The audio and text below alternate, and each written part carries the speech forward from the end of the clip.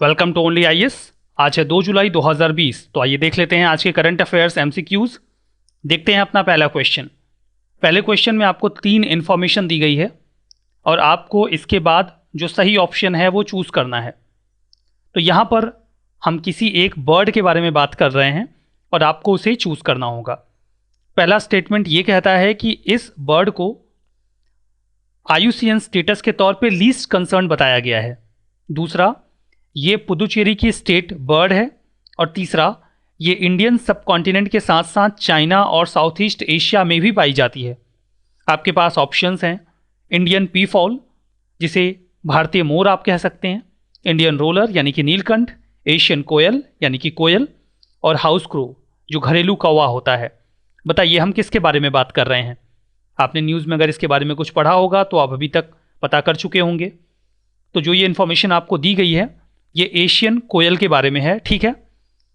So C will be the correct answer. ये news में इसलिए था बिकॉज अभी हाल फिलहाल में न्यूज़ में आया कि दिल्ली NCR में जो इनका ब्रीडिंग है वो स्टार्ट हो गया है, ठीक है। IUCN स्टेटस लीस्ट कंसर्न और स्टेट बर्ड पुदुचेरी की है ही। देखिए जो एशियन कोयल होती है वो कुकू फैमिली से बिलोंग करती है। ये डेंस थिक फॉरेस्ट में रहना पसंद करते हैं जहाँ पर ट्रीज हो, बम्बू हो, और जो श्रबी एरिया है वो इनके लिए काफ़ी अच्छा होता है, झाड़ियों वाला इलाका, ठीक है। जो अगला क्वेश्चन है यहाँ पर आपसे ये पूछा गया है कि वर्ल्ड हेल्थ रिपोर्ट किसके द्वारा रिलीज किया जाता है। जैसा कि मैंने आपसे बार बार कहा कि इस नेचर के प्रश्न पूछे जाते हैं, तो न्यूज़ में जो कोई भी रिपोर्ट या इंडेक्स आ रही है आप उसे ऑन द स्पॉट तैयार रखिए।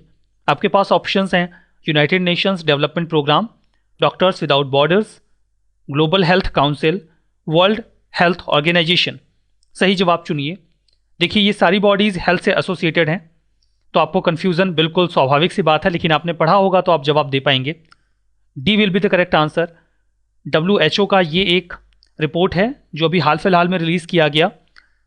तो देखिए WHO जो है वो एक स्पेशलाइज्ड एजेंसी है जिसे 1948 में फाउंड किया गया। ये UN की स्पेशलाइज्ड एजेंसी है। हेडक्वार्टर इसका जिनेवा में है, स्विट्ज़रलैंड में। 194 इसके मेंबर स्टेट्स हैं, 150 देशों में इसका ऑफिस है और 6 रीजनल ऑफिस भी हैं। ये इंटर गवर्नमेंटल ऑर्गेनाइजेशन है जो कि मेंबर स्टेट्स की हेल्थ मिनिस्ट्री के साथ मिलकर काम करता है, ग्लोबल मैटर्स में लीडरशिप अवेल करता है।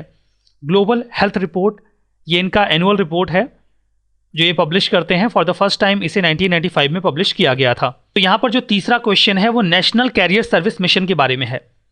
पहला स्टेटमेंट ये कहता है कि एक 5 ईयर मिशन मोड प्रोजेक्ट है जिसे डायरेक्टोरेट जनरल ऑफ एम्प्लॉयमेंट के माध्यम से इंप्लीमेंट किया जा रहा है। दूसरा स्टेटमेंट ये बोलता है कि एक प्रकार का वन स्टॉप सॉल्यूशन है जो कि एम्प्लॉयमेंट और करियर रिलेटेड सर्विसेज को लेकर सृजन ऑफ इंडिया की हेल्प करेगा या करता है। बताइए कौन सा स्टेटमेंट करेक्ट है, कौन सा इनकरेक्ट है। वैसे आपसे ये पूछा गया है कि कौन सा इनकरेक्ट है, तो आपको अपना जवाब इनकरेक्ट के हिसाब से देना है। अगर आपने अपना जवाब सोच लिया हो तो चलिए बात करते हैं। देखिए यहाँ पर नेशनल कैरियर सर्विस लिखा हुआ है, तो ये तो समझ में आ रहा है कि करियर से रिलेटेड इसमें कुछ ना कुछ तो होगा। इस लिहाज से अगर आप इस स्टेटमेंट को पढ़ेंगे तो आप आसानी से अंदाज़ा लगा लेंगे कि ये तो सही हो सकता है, क्योंकि ये वन स्टॉप सॉल्यूशन हो सकता है जो एम्प्लॉयमेंट और करियर रिलेटेड सर्विस देता हो। तो ये तो जनरल स्टेटमेंट है, आप इसे गेस कर सकते हैं। यहाँ पर आपको डाउट हो सकता है कि ये डायरेक्टोरेट जनरल ऑफ एम्प्लॉयमेंट के माध्यम से इंप्लीमेंट किया जा रहा है या नहीं किया जा रहा है। तो ये भी सही है, डायरेक्टोरेट जनरल ऑफ एम्प्लॉयमेंट ही इसे इंप्लीमेंट कर रहे हैं। 5 ईयर मिशन मोड प्रोजेक्ट भी है ये। तो दो के दोनों स्टेटमेंट करेक्ट हैं और आपसे इनकरेक्ट पूछा गया है, तो सही जवाब क्या मिलेगा? सही जवाब मिलेगा D, neither one nor two will be the correct answer. D answer इसलिए है क्योंकि दो के दोनों स्टेटमेंट करेक्ट हैं और आपसे इनकरेक्ट पूछा गया था। न्यूज़ में इसलिए था क्योंकि ministry of labour and employment ने हाल ही में नेशनल करियर सर्विस के तहत एक प्रोजेक्ट लॉन्च किया जिसके तहत free online career skill training शुरू की गई है TCS ION की पार्टनरशिप के साथ। ये जो नेशनल करियर सर्विस मिशन था ये 2015 में लॉन्च किया गया था 5 ईयर मिशन मोड प्रोजेक्ट के माध्यम से। ये वन स्टॉप सॉल्यूशन है जो कि करियर रिलेटेड सर्विसेज प्रोवाइड करवाता है।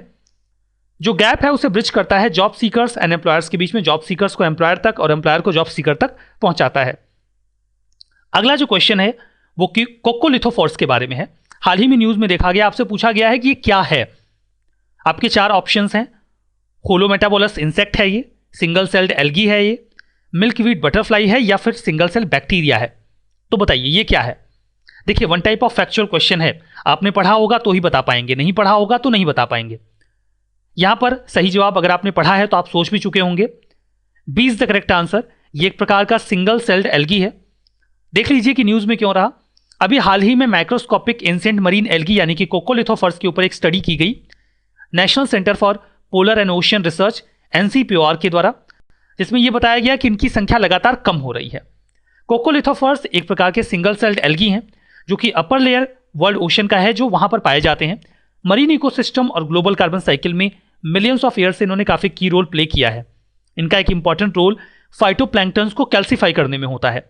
फाइटोप्लैंक्टन्स को कैल्सीफाई करने से हमारा मतलब यह है कि वो उनको कैल्शियम में कन्वर्ट कर देते हैं। इस लिहाज से जो कैल्शियम कार्बोनेट आपको ओपन ओशन में मिलता है उसका 40% यहीं से प्रोड्यूस होता है और ये 20% नेट मरीन प्राइमरी प्रोडक्टिविटी में भी कंट्रीब्यूट करते हैं। कोकोलिथोफर्स कार्बन डाइऑक्साइड को भी रिमूव करने में हेल्प करता है, मतलब कार्बन सिंक की तरह भी वर्क करता है। कैसे? क्योंकि ये फोटोसिंथेसिस के दौरान कार्बन डाइऑक्साइड को कंज्यूम कर लेते हैं।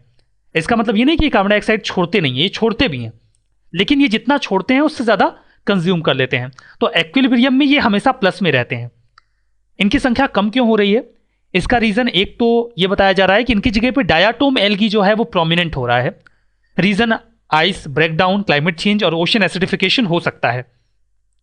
अगला प्रश्न लेज़मेनियासिस के बारे में है। लेज़मेनियासिस के बारे में दो स्टेटमेंट यहां पर दिए गए हैं, आप बताइए कौन सा करेक्ट है। पहला स्टेटमेंट ये बोलता है कि एक प्रकार के नेग्लेक्टेड ट्रॉपिकल डिसीज है जो कि मॉस्किटोज के काटने से ट्रांसमिट होती है। दूसरा स्टेटमेंट ये बोलता है कि जो विसरल लेशमैनियासिस होता है ये शरीर के मल्टीपल ऑर्गन्स को अफेक्ट करता है और इसीलिए ये इस प्रकार की डिसीज का सबसे सीरियस फॉर्म है, मतलब ये इसका एक रूप है जो बहुत ही ज्यादा सीरियस है। तो बताइए कौन सा स्टेटमेंट करेक्ट है, कौन सा इनकरेक्ट है। लेशमैनियासिस, यहां पर देखिए दूसरा स्टेटमेंट तो करेक्ट है लेकिन पहला स्टेटमेंट इनकरेक्ट है। इनकरेक्ट इसलिए है बिकॉज ये सैंड जो फ्लाई होता है उसके बाइट से ट्रांसमिट होता है, ना कि मॉस्किटोज से। तो सही जवाब आपको क्या मिलेगा? That will be B, only two is correct. पहला स्टेटमेंट इसीलिए इनकरेक्ट है बिकॉज ये सैंड फ्लाइज के बाइट से ट्रांसमिट होता है। हाल ही में National centre for Cell Sciences, news में क्यों था ये देख रहे हैं, उन्होंने एक नया बायो मॉलिक्यूल पाया है जिससे काला आजार में जो ड्रग रेजिस्टेंस क्रिएट होता है उससे फाइट किया जा सकता है। काला आजार को ही विसरल लेशमैनियासिस बोलते हैं। मतलब लेशमैनियासिस जो है वो एक प्रकार की बीमारी है जो कि लेशमेनिया नाम के एक पैरासाइट से फैलती है। देखिए यहां पर लिखा गया है ये एक प्रकार की बीमारी है जो लेशमेनिया नाम के पैरासाइट से फैलती है, इसलिए इसे लेशमैनियासिस बोलते हैं। इसके 3 टाइप होते हैं। एक होता है विसरल लेशमैनियासिस जो कि मल्टीपल ऑर्गन को अफेक्ट करता है, काफी सीरियस फॉर्म है और इसे ही आप पॉपुलरली काला आजार के नाम से भी जानते हैं। दूसरा है क्यूटेनियस लेशमैनियासिस जो कि स्किन सोर्स कॉज करता है, जो त्वचा है उस पर घाव हो जाती है, अक्सर ही पाया जाता है, मोस्ट कॉमन फॉर्म है। इसके अतिरिक्त है मुकोटेनियस लेशमैनियासिस, ये भी स्किन में प्रॉब्लम क्रिएट करता है। जो विसरल लेशमैनियासिस है इसे ही काला आजार, ब्लैक फीवर या दमदम फीवर के नाम से जाना जाता है। जो अगला क्वेश्चन है वो बिहेवियर चेंज कैंपेन के बारे में है जिसे नेविगेटिंग द न्यू नॉर्मल कहा गया है। आपसे पूछा गया है कि ये किसने लॉन्च किया। 4 ऑप्शंस है, ministry of culture, ministry of Ayush, Prasar Bharati या नीति आयोग। सही ऑप्शन चूज करिए, कौन कर सकता है ये काम। वैसे तो अगर आप देखें तो यहां पर आप मिनिस्ट्री ऑफ आयुष को तो एलिमिनेट कर सकते हैं। देखा जाए तो बिहेवियर चेंज की बात है तो बिहेवियर को चेंज करने को लेकर मिनिस्ट्री ऑफ आयुष क्यों ही कुछ करेगी, लेकिन आप इन तीनों को देखेंगे तो इन तीनों में से ही कोई ना कोई ये कर सकता है। वैसे सही जवाब इसका नीति आयोग है। D is the correct answer. देखिए उद्देश्य क्या है, नीति आयोग ने अभी हाल ही में बिहेवियर चेंज कैंपेन लॉन्च किया with the title navigating the new normal. यहां पर कई सारे लोग नीति आयोग का साथ दे रहे हैं इसमें, like Bill Melinda Gates Foundation, Centre for Social and Behaviour Change, Ashoka University, Ministry of Health and Women and Child Development. तो ये सभी लोग इसमें कंट्रीब्यूट कर रहे हैं। कोविड-19 के आने की वजह से अभी तक ना तो हम इसकी कोई दवा बना पाए और ना ही कोई वैक्सीन खोज पाए। तो हमें कोविड-19 के साथ जीना होगा और उसके साथ जीने के लिए हमें अपने व्यवहार में कुछ बदलाव लाना होगा। जैसे कि जैसे भी हम बाहर जाएं तुरंत हम मास्क पहन लें और अपने डेली रूटीन में कुछ बदलाव लेकर आएं। ध्यान दें, सोशल डिस्टेंसिंग फॉलो करें, हाथ वगैरह धोते रहें। कैंपेन के 2 पार्ट होंगे। पहले तो लोगों को इन्फॉर्म किया जाएगा कि वो किस प्रकार से अपना बिहेवियर बदल सकते हैं और दूसरा एक मीडिया कैंपेन स्टार्ट किया जाएगा ताकि लोग मास्क को पहनने पर जोर दें। अगला क्वेश्चन यहां पर central institute of petrochemicals, engineering and technology के बारे में है। पहला स्टेटमेंट ये कहता है कि इसे 1968 में स्टैब्लिश किया गया था international council of chemical association की मदद से। दूसरा स्टेटमेंट ये बोलता है कि इसका प्राइमरी ऑब्जेक्टिव प्लास्टिक इंडस्ट्री की ग्रोथ को बेहतर करना है और इसमें जो एजुकेशन रिसर्च है उसे भी बेहतर करना है। ठीक है, तो बताइए कौन सा स्टेटमेंट सही है, कौन सा गलत है। अब देखिए ये अब एक पार्टिकुलर इंस्टीट्यूट के बारे में हम क्यों बात कर रहे हैं, न्यूज़ में रहा होगा तभी बात कर रहे हैं, फालतू में तो बात करेंगे नहीं।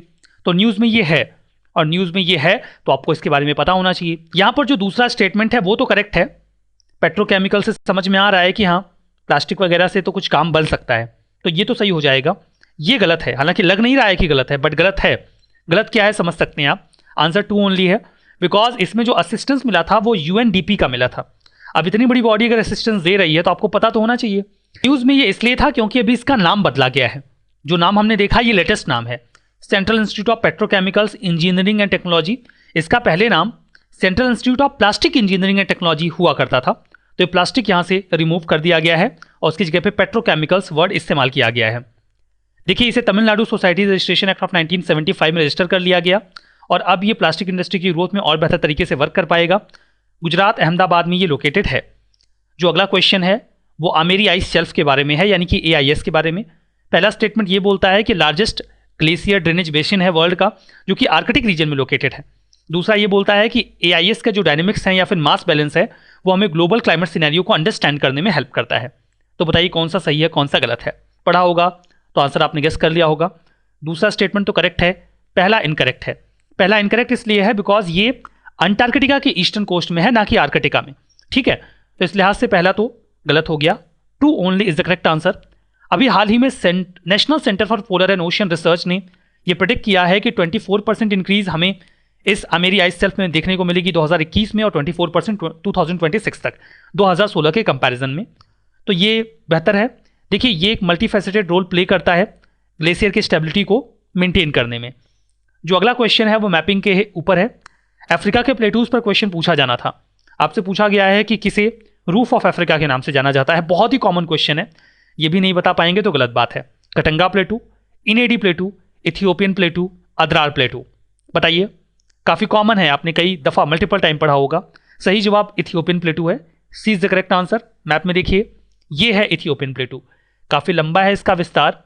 अगर आप इसे देखेंगे तो चूंकि ये काफ़ी ऊंचाई पर है और काफ़ी बड़ा है, इसका वाइड भी काफ़ी है ये, दैट्स वाई इसे रूफ ऑफ अफ्रीका का दर्जा दिया गया है। ये आपको इथियोपिया में लार्जली मिलेगा और कुछ हिस्से आपको इरिट्रिया में भी मिलेंगे। ठीक है, जो अगला क्वेश्चन है यहाँ पर आपको अफ्रीकन प्लेटूज को नॉर्थ टू साउथ अरेंज करना है। आपके पास 4 चॉइसेस हैं, जॉस प्लेटू, बे प्लेटू और Air plateau. Air, Bie and Jos, Bie, Jos and Air, Air, Jos and Bie. तो बताइए नॉर्थ टू साउथ मैच करिए, सही जवाब क्या है। अगर आपने मैच कर लिया हो तो सही जवाब है डी। आपको सबसे नॉर्थ में मिलेगा एयर प्लेटू, देन मिलेगा जॉस प्लेटू और सबसे साउथ में मिलेगा बाय प्लेटू। तो ये 3 इसकी मैचिंग है। कोर्सेस अवेलेबल हैं ओनली आईएएस पर। आप डेडिकेटेड प्रीलिम्स प्रोग्राम अवेल कर सकते हैं जहां पर टारगेटेड वे में आपकी तैयारी हो जाएगी विद टेस्ट सीरीज।